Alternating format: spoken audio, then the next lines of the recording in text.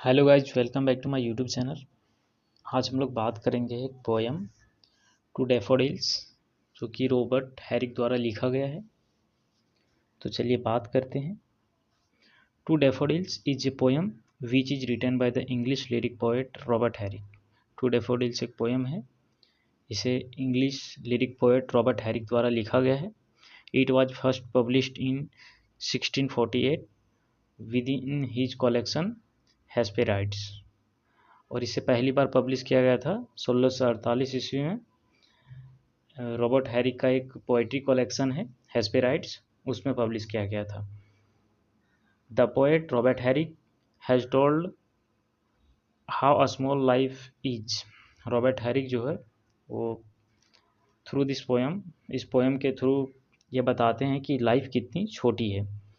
Like the yellow white flower daffodils, एक white और yellow flower है डैफोडिल्स, उसकी लाइफ के जैसी, यानी कि उसके लाइफ डैफोडिल्स के जैसे जो ह्यूमन के लाइफ है वो कितनी छोटी है, इसके बारे में बताया है। In this poem the poet told about the perishable nature of flower daffodils, और इस पोएम में जो पोएट है वो पेरिसेबल नेचर होता है कि तुरंत नष्ट हो जाने वाला नेचर, जो डैफोडिल्स फ्लावर है उसके तुरंत नष्ट हो जाने के नेचर के बारे में बताया है।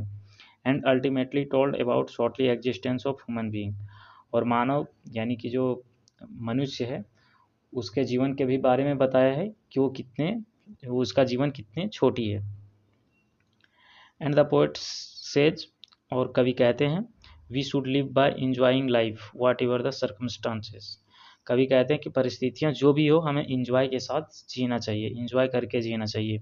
No one knows when to what happens in upcoming time of life। और कवि कहते हैं कि कोई नहीं जानता है कि आने वाले टाइम में कब क्या और किसको क्या हो जाए। We have never to be sad और डिप्रेस्ड इन लाइफ, हमें लाइफ में कभी दुखी और उदास नहीं होना चाहिए और नहीं होना है। Robert Herrick was an English lyric poet, Robert Herrick एक इंग्लिश लिरिक पोएट थे।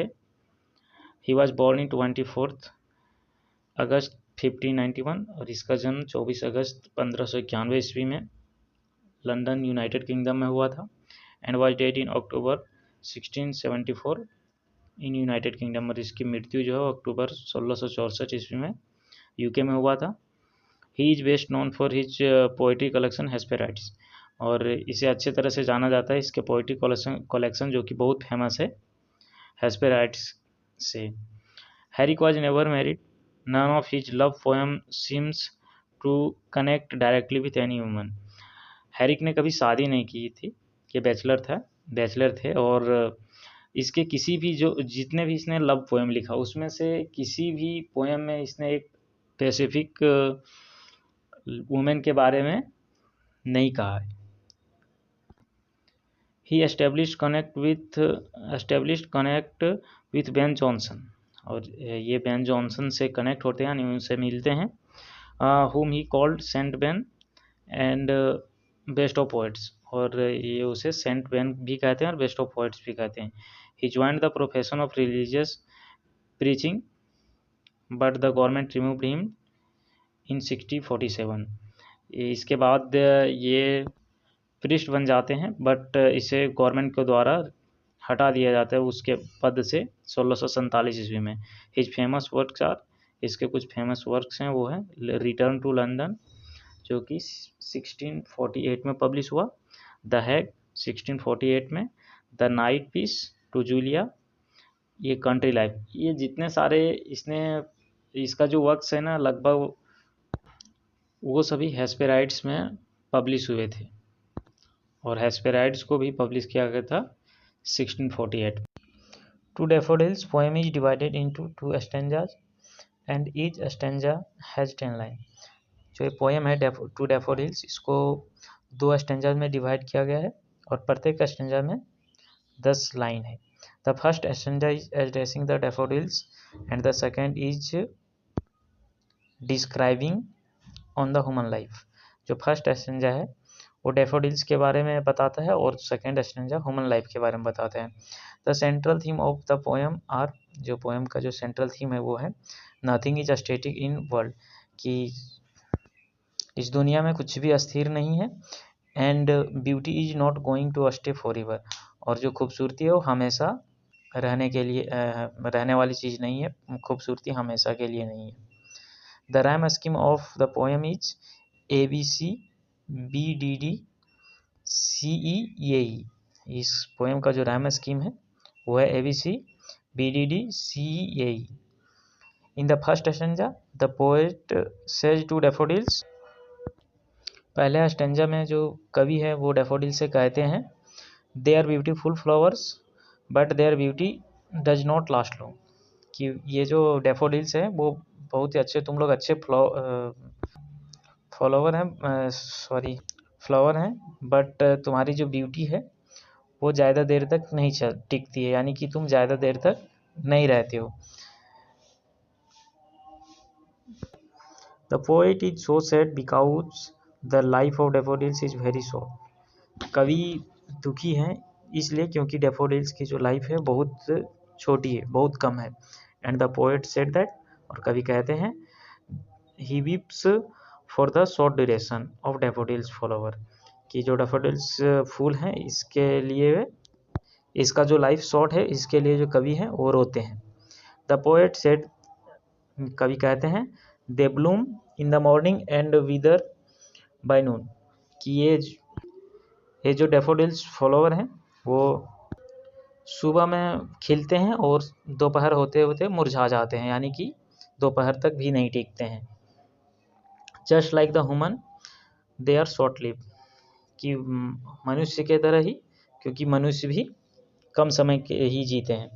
The poet request to daffodils, जो कवि हैं डैफोडिल्स से रिक्वेस्ट करते हैं to stay till the evening prayer, कि शाम के समय तक, शाम के समय का जो प्रेयर होता है तब तक रुक जाएं।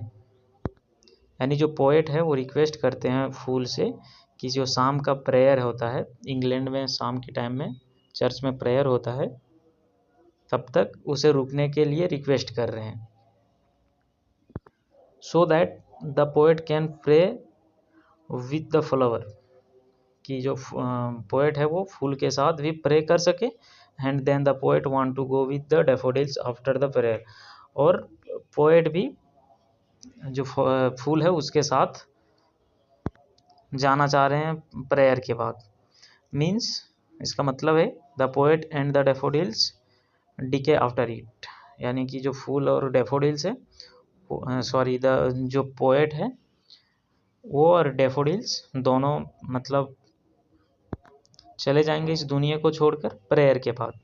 इन द सेकेंड स्टेंजा, दूसरे स्टेंजा में द पोएट सेड दैट, कवि कहते हैं human have also short time to stay like the daffodils, कि ह्यूमन भी जो है, जो मनुष्य भी हैं, उसके पास भी कम समय है डैफोडिल्स की तरह। Human life is very short, कि जो मनुष्य का जीवन है वो बहुत ही कम है, सॉरी कम समय के लिए है।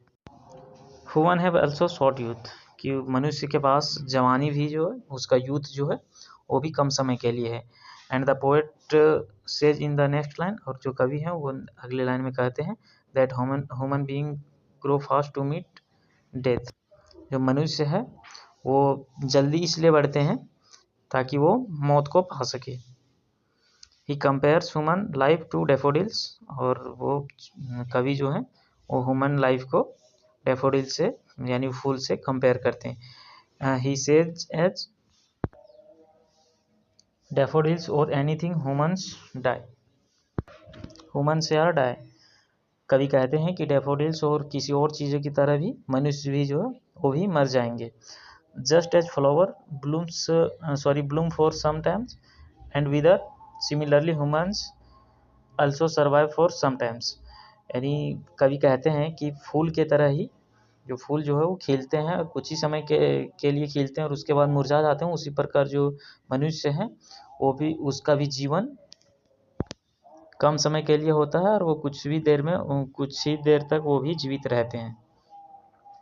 The poet compares human life to the summer's rain, and the fairs of the morning dew which is short lived. जो कवि हैं वो ह्यूमन लाइफ को अब समर के रेन से और मॉर्निंग के टाइम के जो मॉर्निंग ड्यू जो है उसकी जो बूंद की मोतियां हैं उससे कंपेयर करते हैं, जो कि कम समय के लिए होता है। यानी कहने का मतलब ये है कि समर के टाइम में, गर्मियों के टाइम में जो धरती है वो पूरा सूखा होता है, और उस टाइम अगर पानी गिरता है तो वो कितना देर तक टिकता है, 5 मिनट, वो भी मुश्किल से। और जो ओस की बूंद है वो भी उतनी ही देर टिकती है, जैसे ही सूरज उगता है वैसे वो ओस की बूंदें भी गायब हो जाती है। Their life is as short as the rain of the summer season which comes for very short time which lives and never come back. हर कवि कहते हैं कि उसकी उसकी जो लाइफ है, यानी फूलों की जो लाइफ है और मनुष्य की जो लाइफ है, वो समर की रेन की तरह है, समर सीजन की रेन की तरह है, बारिश की तरह है, जो कि बहुत कम समय के लिए आती है और कभी वह फिर वापस नहीं आती है। जैसे आप देखे होंगे कि समर सीजन में बारिश बहुत कम ही होती है। So the poet say that, इसलिए कभी कहते हैं we should enjoy every moment of life, कि हमें जीवन के प्रत्येक मोमेंट का इंजॉय करना चाहिए।